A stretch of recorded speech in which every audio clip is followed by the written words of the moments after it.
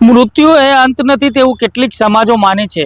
અકાળે જીવ ગયેલા લોકોની આત્માઓ અલગ અલગ જગ્યાઓ ઉપર અશાંતિથી વણસતી રહે છે અને તેને શાંતિ અપાવવા માટે મોક્ષ તરફ લઈ જવાની કેટલીક ઘટનાઓ દિન પ્રતિદિન જોવા મળતી હોય છે। જોકે આજના યુગમાં આવી પ્રથાઓને અંધશ્રદ્ધાઓ તરીકે ઓળખવામાં આવે છે, ત્યારે કેટલીક અંધશ્રદ્ધાઓ હજુ પણ માનવ જીવનમાં ઉદ્ભવી રહી છે। તેવા જ દ્રશ્યો દાહોદ શહેરમાંથી ફરીવાર સામે આવવા પામ્યા છે। આ દ્રશ્યો દેખાડતા પહેલા તમને જણાવી દઉં કે આજનો ડિજિટલ યુગ વિજ્ઞાનને માનનારા દેશમાં આજે પણ આવી કહાનીઓ દેખવા મળી રહી છે। કેટલીક સમાજોમાં વર્ષોથી ચાલી આવતી પરંપરાઓ રહેલી છે જે આજે પણ યથાવત છે। તમે કેટલી જાહેરાતો કરો અંધશ્રદ્ધા પ્રત્યેની, પરંતુ સમાજોમાં આવી શૈલી હજુ પણ રહેલી છે। આજે દાહોદના સ્ટેશન રોડ ઉપર આવેલા ખાનગી કે સર્જિકલ હોસ્પિટલમાં એક મધ્યપ્રદેશના ભુવાને લઈને પરિવારજનો આવે છે, જેમાં આ પરિવારજનોના એક વ્યક્તિનું અકસ્માતમાં મોત નીપજ્યું હતું, પરંતુ સારવાર અર્થે તેને દાહોદ લાવવામાં આવ્યા હતા, પરંતુ તેનું મોત થતાં તબીબે તેને મૃત જાહેર કર્યો હતો। ત્યારે તે વ્યક્તિની આત્મા કે હોસ્પિટલમાં હોવાનું આ ભુવાએ જણાવ્યું હતું। હોસ્પિટલમાં ભટકતી આત્માને લેવા માટે મધ્યપ્રદેશના પેટલાવદ નજીક આવેલું બોલાસા ગામના પરિવારજનો આ ભુવાને લઈને હોસ્પિટલ આવ્યા હતા।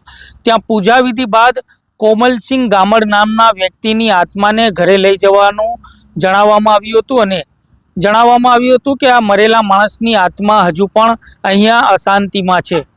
જ્યારે ભટકતી આત્માને ઘરે લઈ જવા અને મોક્ષ અપાવવા માટે મધ્યપ્રદેશના હીરાભાઈ નામના ભુવાને લઈને આ પરિવારજનો ખાનગી હોસ્પિટલમાં આવે છે અને ભુવો તેમજ પરિવારજનો હોસ્પિટલ આવે છે અને હોસ્પિટલના ગેટની બહાર આ ભુવાને ભટકતી આત્માની હાજરીનો અનુભવ થાય છે અને તે ભટકતી આત્માને ઘરે લઈ જવાની વિધિ ભુવો જાણતો હોય છે। તેવી અંધશ્રદ્ધા સાથે ભુવો આંખો મીચીને તાંત્રિક વિધિ કરે છે। લોકો શાંતિથી જોઈ રહ્યા છે। આ અંધશ્રદ્ધાના રિવાજો સમાજમાં એની ઊંડી માન્યતા છે અને આત્માએ ભુવા પાસે તેની વસ્તુઓ માંગી તો તેને ચડાવવામાં આવી હતી। જ્યારે આત્માને ઘરે લઈ જવા માટે આ ભુવો ઊભો થયો અને ચાલવા લાગ્યો, ત્યારે પરિવારની કેટલીક મહિલાઓ તેમના સાડીના પલ્લુ વડે રોડ સાફ કરીને ચાલતી જોવા મળી હતી। જ્યારે સ્ટેશન રોડ ઉપર ખાનગી હોસ્પિટલની બહાર આ નજારો જોવા લોકોમાં એક પ્રકારે સ્તબ્ધતા સાથે ચર્ચાઓ પણ જાગી હતી, પરંતુ કોઈ પણ આ અંધશ્રદ્ધાને પારખી શક્યા ન હતા। હવે મળતી માહિતી અનુસાર સમાજમાં આ પ્રમાણેની વર્ષોથી ચાલી આવતી પરંપરા આજે 21મી સદીમાં ટેકનોલોજીનો જમાનો, આધુનિક ઉપકરણોનો જમાનો, ડિજિટલ જમાનો અને વિજ્ઞાનના સમયમાં આ પ્રકારની અંધશ્રદ્ધાઓ રહેલી છે। હવે આ ભુવો આત્માને ઘરે લઈ ગયો છે, જ્યાં તેને શાંતિ મળે તે માટે આ ભુવો તેના ઘરમાં વિધિ કરશે અને માનવામાં આવે છે કે ત્યાં આત્માને મોક્ષ અપાવશે। આજના આધુનિક સમયમાં પણ આ રીત અંધશ્રદ્ધાથી જળવાઈ રહી છે, કારણ કે દરેક સમાજના અંતરમાં માનવતાનું એક અનોખું રૂપ। કેટલીક સમાજની સંસ્કૃતિમાં આ એક અજાણી દુનિયા જ્યાં મૃત્યુ પછી પણ આત્માના આરામ માટે વિધિઓ કરવી પડે છે। हमारे पापा जो एक्सीडेंट हुआ था 7 जुलाई को, तो हम यहाँ एडमिशन इलाज कराने लाए थे। तो उनके बाद उनका यहाँ अंतिम सांस उन्होंने यहाँ पे ली।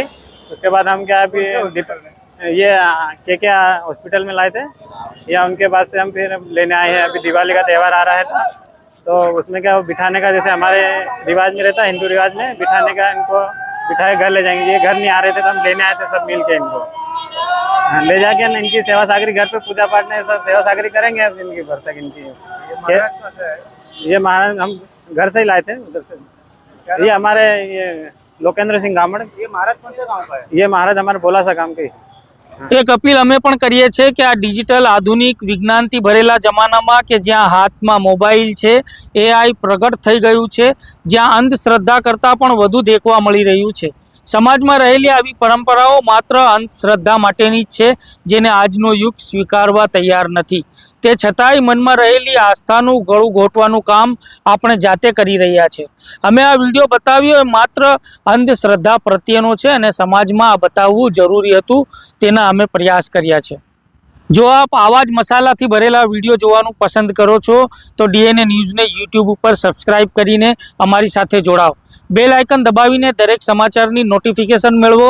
ફેસબુક અથવા ઇન્સ્ટાગ્રામના પેજ ઉપર આપ અમને જોઈ રહ્યા છો તો ત્યાં અમારા પેજને ફોલો કરો, લાઈક કરો, સાથે જ અમારા સમાચારોને તમારા ગ્રુપોમાં શેર કરો.